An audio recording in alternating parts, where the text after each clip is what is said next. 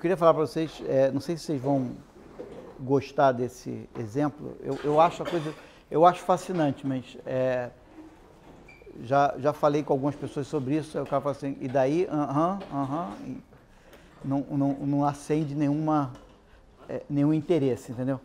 Eu acho fascinante que o Fischer, que inventou toda essa coisa experimental lá no início do século XX, né? Nas primeiras décadas do século XX, quando ele inventou isso, ele era muito claro, tá certo? De que um monte de coisa que às vezes a gente intuitivamente acha que tem a ver com experimento, tá certo? Não tem nada a ver, tá certo?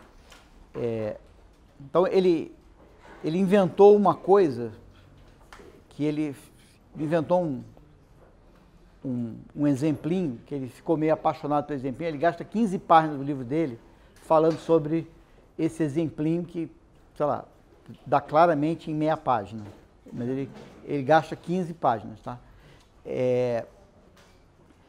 Mas basicamente ele mostra o seguinte, quer dizer, quando você fala às vezes com as pessoas sobre experimentos, né? O cara te diz o seguinte, poxa, mas eu não tenho duas escolas iguais, porque o cara acha que num experimento ele tinha que pegar duas escolas iguais, botar uma no tratamento e uma no controle, tá certo? Tá? E ele acha o seguinte, não, mas as minhas escolas respondem de maneira diferente ao programa, então o impacto do programa é heterogêneo, então como é que eu faço o experimento e etc. Tá? Então, o que esse exercício do Fischer vai mostrar, tá certo? É isso aqui que está escrito aqui e até um pouco mais do que está escrito aqui, mas o que ele vai te mostrar é o seguinte, o que eu preciso realmente é que as coisas sejam aleatoriamente escolhidas, tá certo? Então, ele trabalha um exemplo, tá certo? Que a gente poderia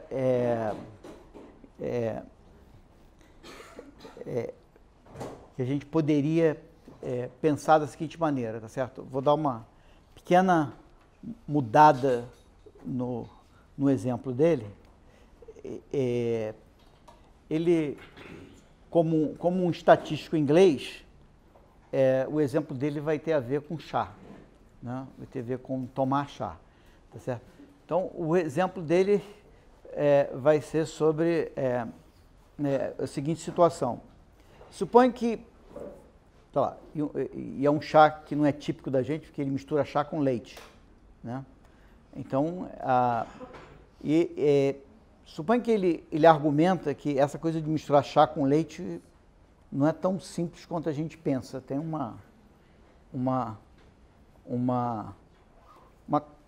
tem uma arte nessa misturar o chá com leite, tá certo? Na conversa dele lá tem a ver com que sequência que você usa. Você bota o leite antes, o chá antes.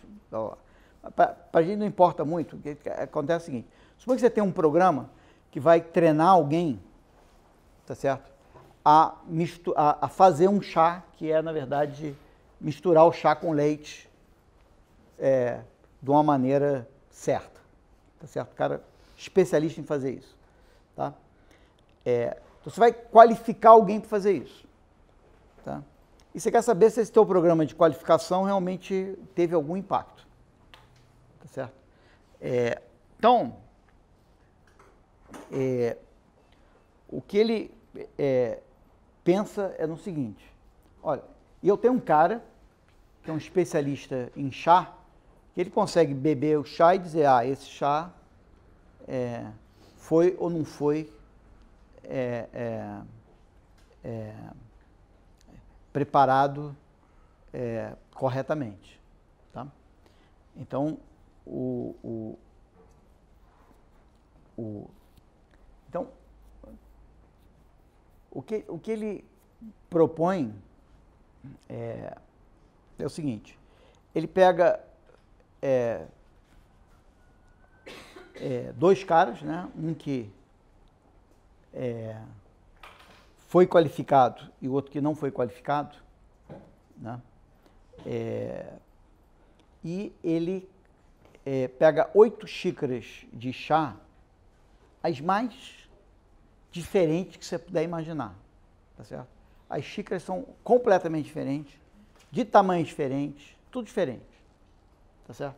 Só para ele mostrar para vocês que as unidades não tem nada, entendeu? As cores são diferentes, os tamanhos diferentes, as formas diferentes, tudo diferente. Tá? E ele avisa para o cara que vai provar, diz o seguinte, olha, em 4 dessas xícaras, eu vou botar um cara treinado. Em 4 dessas xícaras, eu não vou botar um cara treinado, ok? E você vai ter que me dizer em qual das 4 xícaras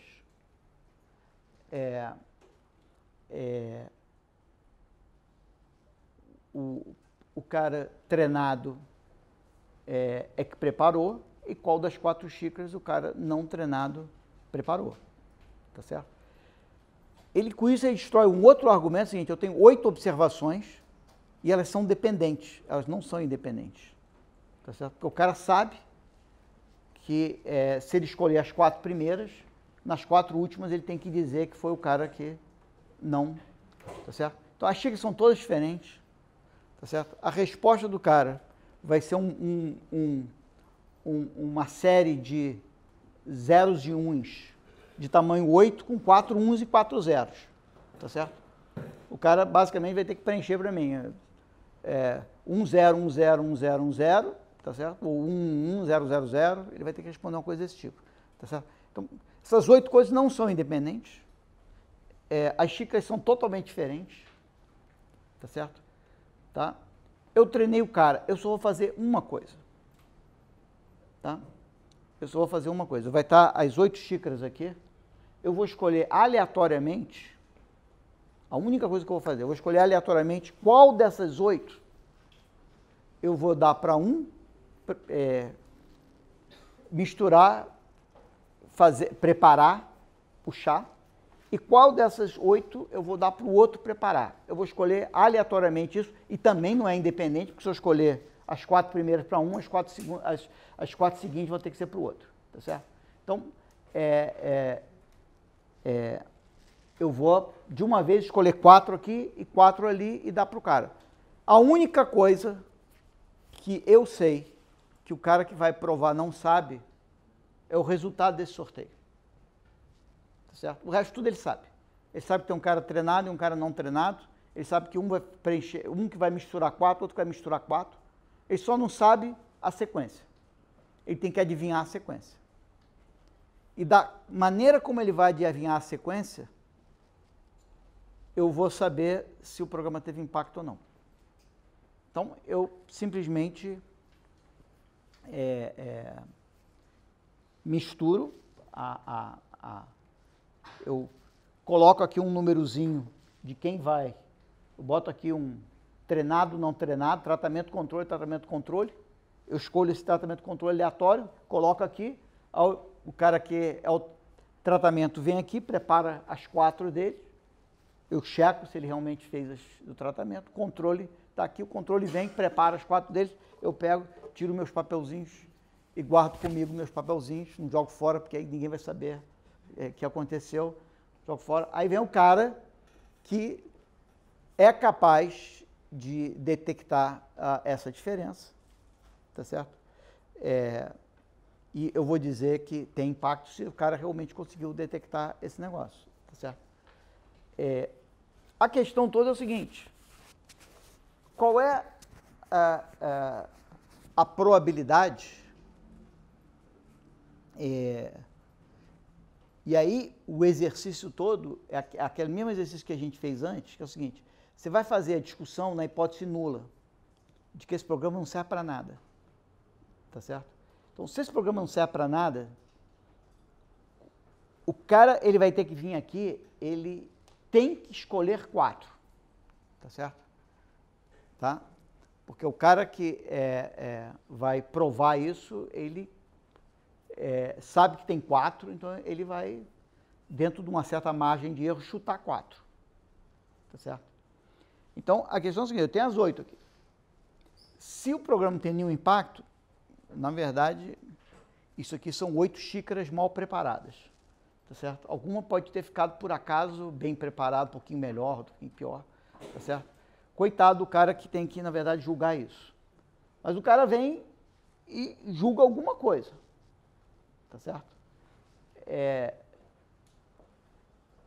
Qual é a probabilidade dele acertar nas 4 xícaras? Tá certo? Ora, combinação de 8, 4 a 4, são quantas... Quando ele para pensar, ele fala assim, cara, eu tenho 70 opções, que é a combinação de 8, 4 a 4, 70, tá? Que é 8 vezes 7 vezes 6 dividido por 4 vezes 3 vezes 2, vai dar 70, tá? E tem 70 possibilidades aqui. Cara, se o programa não tem nenhum impacto, qualquer coisa que ele estiver falando é simplesmente um chute. Logo, ele tem probabilidade de 1 sobre 70 de acertar. Logo, se ele acertar, tá certo? Eu vou dizer que o programa tem impacto, sabendo que a chance do programa não ter impacto e ele acertar é 1 sobre 70. Ou seja, 1 sobre 70 é o meu p-valor do teste, se o programa tem impacto ou não tem impacto. Tá certo?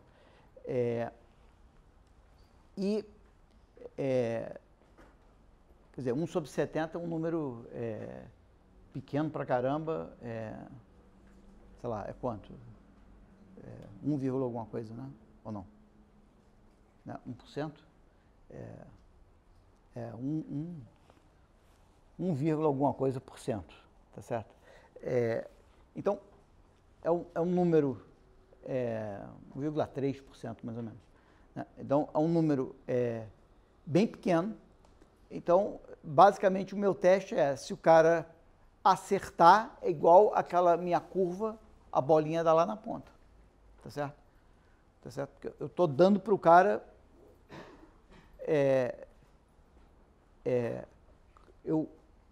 se o programa não tem nenhum impacto, eu simplesmente peguei 8 zeros e 1s e embaralhei. E falei para o cara chutar como eu embaralhei.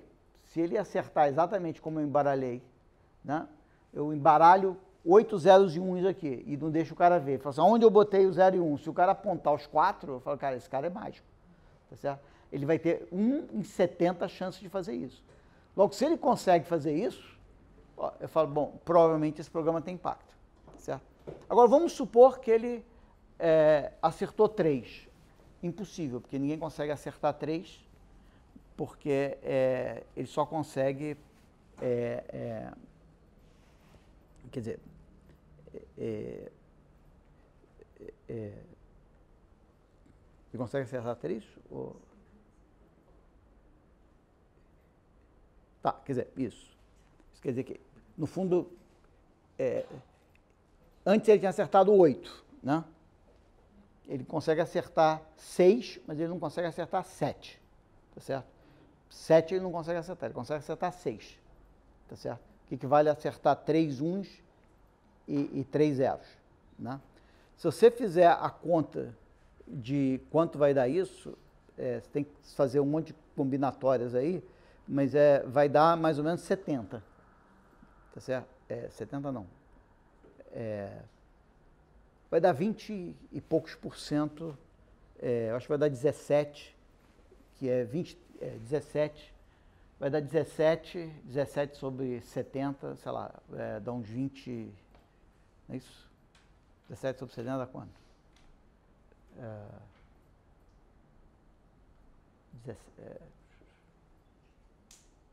quanto é que dá? 20 e tantos? Não. Tem uma ideia de que dá 20 e tantos, é isso? Dá quase 25, né? Quase 25, então é isso. 24, 25, tá? Então, obviamente, se o cara acertar 6, você não vai ficar tão impressionado, tá? Aí você vai dizer, pô, vem cá, eu não estou disposto a correr um risco de 24%, porque 24%, cada 4 tentativas, quer dizer, tu vai acertar e o programa não tem nenhum impacto. Então, eu só vou dizer que o programa tem impacto se você acertar as 4, tá certo? Então, eu acabei de fazer um teste, tá certo? As unidades eram totalmente heterogêneas, as coisas não eram independentes, tá certo? E que esse meu teste está baseado em uma única coisa. Eu misturei os zeros e uns e, se o programa não tem nenhum impacto, o que o cara está tentando descobrir é chutar uma sequência de 4 zeros e 4 uns que eu embaralhei. E essa é a graça do experimento, tá certo? É que todo o teste só depende da tua aleatorização ter sido bem feita, tá? Então, é por isso que a avaliação experimental, ela não tem, ela consegue avaliar o impacto sem a gente fazer nenhuma hipótese, tá certo? O que, evidentemente, você não consegue com nenhum, se você não tiver uma coisa experimental, tá? Tem uma outra coisa embutida aí, que a gente, como economista, se esquece, tá certo?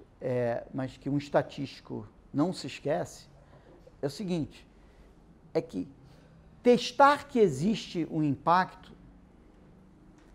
é uma coisa que precede estimar um impacto, tá certo? É muito curioso, você pode se perguntar o seguinte, em economia, quando você vai testar se alguma coisa existe ou não existe, o que você faz é você estima o tamanho dela. E depois testa se aquele tamanho é zero ou não. Não é isso que você faz o tempo todo? O cara faz para você um teste T, se o coeficiente é zero ou não, tá certo? Mas você já está estimando. Você percebe que aqui, quando eu apresentei para você essa coisa do Unibanco, você não tinha mais vaga ideia de qual era o tamanho do impacto, certo? Não tinha nenhuma discussão do tamanho do impacto. É simplesmente uma discussão se existia ou não existia impacto, entendeu? Então, isso é uma tradição que a gente perdeu um pouco em econometria. A gente está tão preocupado em estimar um parâmetro que a gente confunde o processo de estimar o impacto com o processo de testar se existe ou não existe impacto, tá certo? O exemplo que eu dei para vocês daquela curvinha aqui do Jovem de Futuro, claramente ninguém ficou com nem... Talvez a maioria de vocês, espero, ficaram totalmente convencidos de que o negócio tem impacto. Mas vocês não tinham a mais vaga ideia de qual era o tamanho do impacto. Impossível saber daquele gráfico, tá certo? E nesse exemplo que eu estou dando para vocês, também é a mesma coisa. Eu peguei os zeros e uns e embaralhei.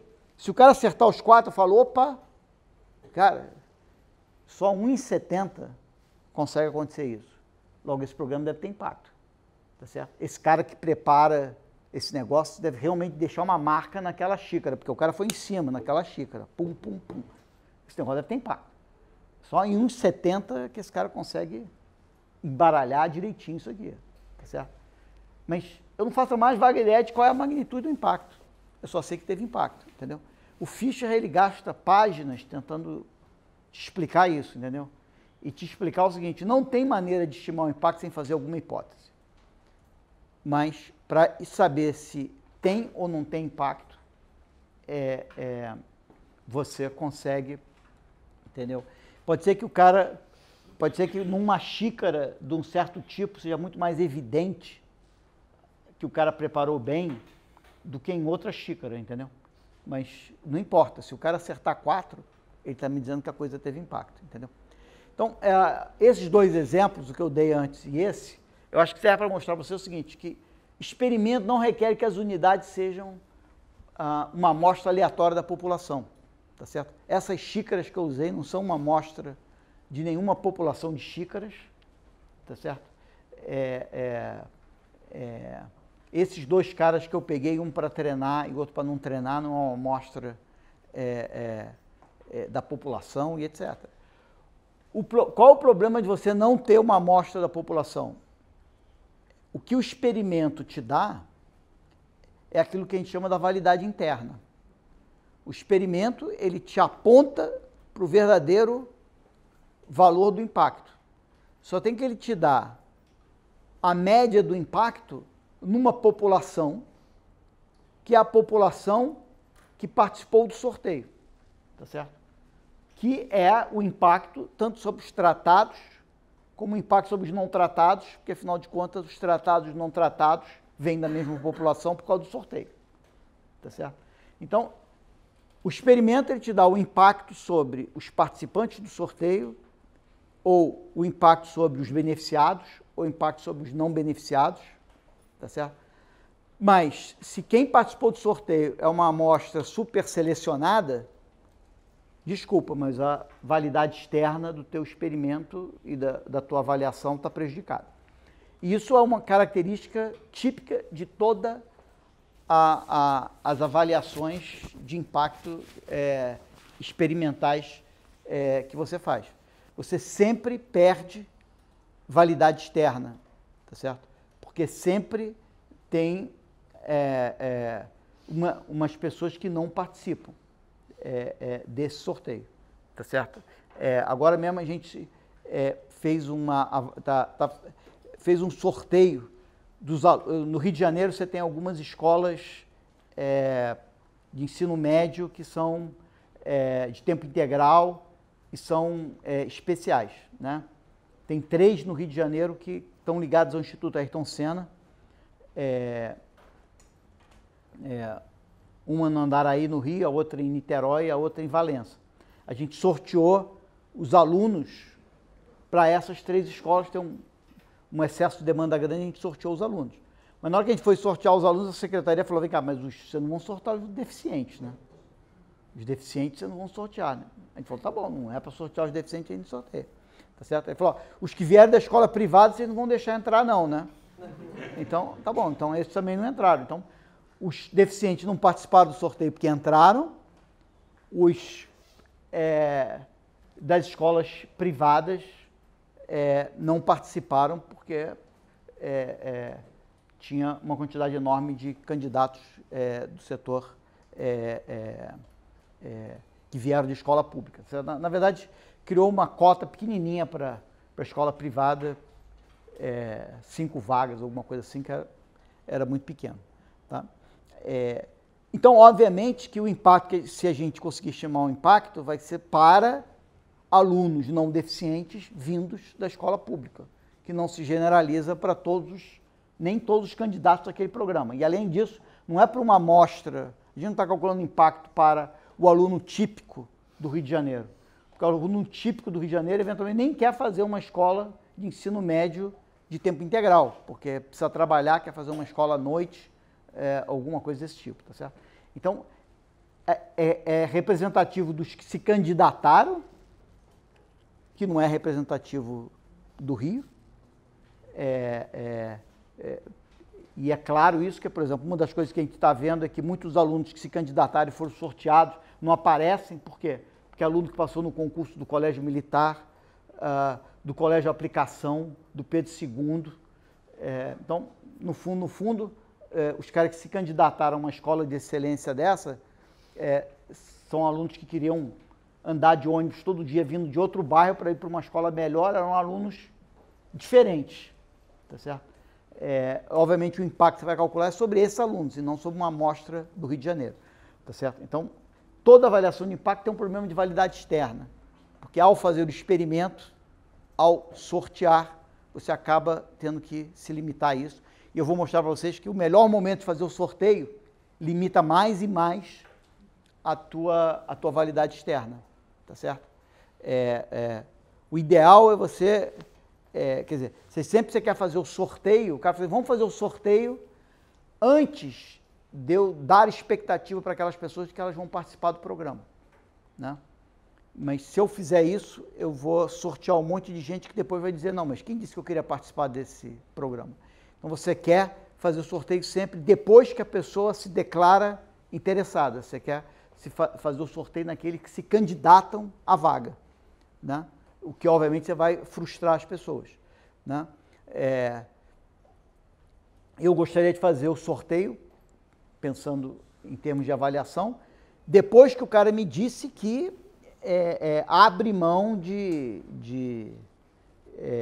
dizer, o cara passou no colégio militar, aí eu pergunto para ele, vem cá, você vai para o colégio militar ou você vai participar desse sorteio? Se você for sorteado, você vem para cá ou você vai para o colégio militar? Se o cara falar para mim, não, eu vou para aí você entra no sorteio. Você fala assim, não, se eu for sorteado, eu vou continuar indo para o colégio militar. Então, cara, você para mim é inútil no meu sorteio, tá certo? Você já vai para o colégio militar, para que você vai participar do sorteio? Então, eu gostaria de ter essa informação antes de fazer o sorteio. Só tem o cara só se matricula no colégio militar lá na frente, eu tenho que fazer o sorteio antes, entendeu? Então, eu acabo tendo um monte de gente que vai ser os desistentes, né, o no-show, que vai causar uma confusão na avaliação de impacto. Tá? Mas você tem uma questão de validade externa por causa que você sorteia num grupo específico. Você, obviamente, não requer unidades homogêneas, quer dizer, as escolas sorteadas, os alunos sorteados não precisam ser homogêneos. Pode ser qualquer coisa, tá certo? E você não requer que as unidades todas tenham uma resposta homogênea. Você, com experimento, você perfeitamente estima o impacto, desde que ele é heterogêneo. Obviamente que se o impacto é heterogêneo, você está calculando o impacto médio na população que você está trabalhando. O que sim que você precisa? Você precisa que as unidades sejam aleatoriamente alocadas aí ao tratamento e ao controle. Tá? Então,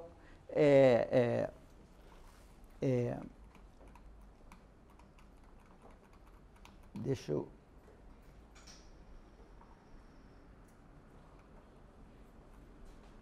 Quer dizer, deixa eu mostrar aqui para vocês o seguinte, qual que é a vantagem de você... dar um exemplo concreto ali, que eu tirei ali o nome do programa, porque a gente ainda está avaliando isso. Eles podem ficar meio chateados se eu mostrar isso aqui para vocês e disser que programa que é esse. Mas isso aqui é um caso prático, que está criando uma confusão incrível. Tá certo? Uma avaliação não experimental, tá certo? O que a gente fez foi fazer matching, né? O matching é muito bom quando ele é feito antes do sorteio. Esse aqui é um matching de que não teve sorteio nenhum. Alguns municípios foram escolhidos para participar do programa, outros não foram escolhidos para participar do programa. Nós estamos, a posteriori, fazendo um casamento de municípios que não participaram com municípios que participaram para calcular o impacto do programa. Tá certo? Aí, quando a gente apresentou esse resultado aqui para eles, isso aí era o que aconteceu com o grupo de comparação. Então, isso era um programa de primeira infância que tentava integrar todas as políticas de primeira infância em certos municípios. Grupo de comparação, por exemplo, a taxa de cobertura de creche no grupo de comparação que a gente selecionou subia. Aí, no grupo de tratamento, ela começava aqui embaixo, o que eles ficaram super orgulhosos, falaram, não, realmente nós pegamos um grupo aqui que tudo parece igual nesses caras, mas a gente realmente teve um olho clínico e pegou uns municípios que estavam dando menos atenção à primeira infância, tá certo? Logo, se a gente acreditar no nosso grupo de comparação, esse teria que ser o comportamento do tratamento. Poxa, então espero que eu esteja acima dessa linha, né? Porque é com esse ponto aqui que eu tenho que olhar o meu resultado final, tá certo? Aí, na hora que foi ver o resultado final, ele estava ali, ele estava todo orgulhoso de que, na verdade, esse aqui tinha sido o impacto do programa. Ele começou pior do que o grupo de comparação, terminou melhor do que o grupo de comparação. Esse é o impacto do programa. A conclusão ótima avaliação, perfeito, nem precisava fazer aquele sorteio todo que vocês estavam querendo, aquela bagunça toda. Isso aqui está uma maravilha, fecha a conta, vamos em frente. Bom, a gente foi olhar os resultados para a saúde. Aí, para a saúde, isso aqui é o que estava acontecendo. Grupo de comparação, sabe, tem esse problema na saúde dramático no Brasil, que os outros países não conseguem entender, é que a gente tem uma quantidade de partos cesáreos absurdamente grande, que nenhum país do mundo fala, vem cá, o parto é um negócio tão simples, para que vocês fazem uma coisa muito mais complicada e cara quando ele pode ser bem mais simples, ninguém consegue entender. Então, uma das coisas é aumentar o número de partos normais e reduzir o número de partos cesáreos. Só tem que, dos municípios selecionados, o número de partos normais estava diminuindo depois do programa. E, portanto, o número de partos cesáreos estava aumentando. Aí o cara falava assim para você, não, mas na verdade o que está acontecendo é o seguinte, no Brasil esse negócio está aumentando e o que eu estou conseguindo fazer é fazer com que, ou isso está diminuindo no Brasil, né, os partos normais, e o que eu estou conseguindo fazer é que ele diminua menos. Bom, vamos ver o que aconteceu com o teu grupo de comparação. Aí o grupo de comparação, que por acaso saiu exatamente no mesmo ponto, tá certo? A gente conseguiu fazer um matching aqui tão bom que o cara começa no mesmo ponto, ele veio parar aqui. Então, aqui, cara, você está fazendo... e o impacto é -3. Aí, a resposta do cara, obviamente, para mim é o seguinte, o que você fez de errado? Explica agora o que você fez de errado. No outro caso, ele não perguntou o que eu fiz de certo, ele perguntou se chegou que o programa dele tinha feito alguma coisa boa. Aquele que falou, o que você fez de errado? Tá certo? Aí, sei lá, chamou uma junta de pesquisadores e blá, blá, blá, para ver os caras, que a maior parte deles epidemiólogos e saúde pública, falar, estatisticamente está tudo certo, cara. Agora, por que deu isso aí? Tem 350 mil razões pelas quais o programa pode ter impacto e acontecer isso, tá certo? Que tem a ver com que esse matching, por melhor que ele pareça aqui, ele pode estar errado, tá certo? A questão é a seguinte, se você fizer uma avaliação não experimental, você vai sempre se deparar com uma coisa desse tipo. Ou você dá uma resposta boa e todo mundo fica contente, você vai em frente, publica e é contratado de novo, ou você aparece com uma coisa dessa, fica todo mundo chateado contigo, tira o nome dele lá de cima e provavelmente não te contrata de novo, tá certo? Nesse caso aqui, são meus amigos, eu acho que eu não vou ter problema. Mas eu ainda tenho que arranjar uma explicação disso, tá certo? Mas a questão é, agora, o que a gente está fazendo é o seguinte, se metendo em levantar um monte de informação que é muito mais trabalhoso levantar para tentar remendar isso, entendeu? Quando uma avaliação experimental no início teria evitado toda essa história, entendeu? Então, eu quero dizer para vocês o seguinte, olha, vale a pena fazer avaliações experimentais.